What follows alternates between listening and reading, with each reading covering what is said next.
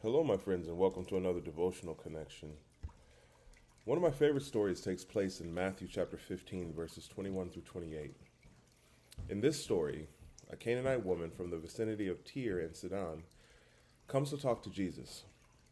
She has a daughter who is demon possessed and is looking for help. How does she find out Jesus was in the area? How does she know about him? How does she know what to call him? We don't know.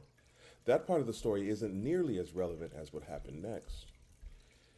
Jesus had found out his cousin John the Baptist had been beheaded by Herod. He had just fed the 5,000 men plus women and children with a young boy's lunch and had walked on water, chastising his disciples for their lack of faith. Near Gennesaret, the people begged him to let them bring all their sick to him and just let them touch the edge of his cloak, tending to an untold number of people. He wakes up to another sparring session with the Pharisees of Jerusalem and finally gets a moment to get away.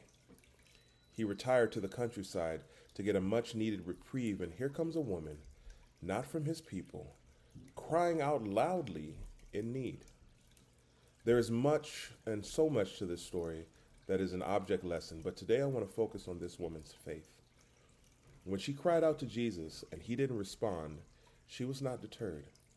When the disciples, the professed followers of Christ, tried to send her away, she would not be moved. She would not be dismayed when Jesus said, "I didn't come for you." Instead, to all of that, her response was to kneel before him and utter the words, "I have never seen rejected by God." She uttered, "Lord, help me." There is more to the story, but I want to stop there and focus. She knelt before him. She recognized that only he could help her in her great need. She stops with the pretense she came in with, in calling Jesus by his royal name, Son of David, known only to his people, and settles for the name she truly knows him by, just Lord. In complete submission, she asks for his help.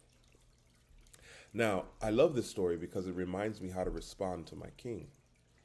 How do you respond to his silence?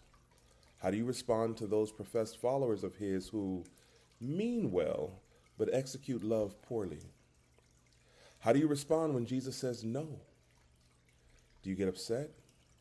Do you pout? Do you give up or give in? Or do you recognize your great need and get down on your knees and cry out, "Lord, help me"?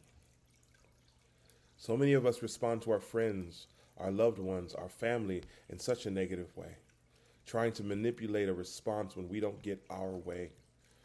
The worst part of it is we do it so much that when we try to do it on God as well. Instead, I'm asking you to try getting on your knees in worship and submission.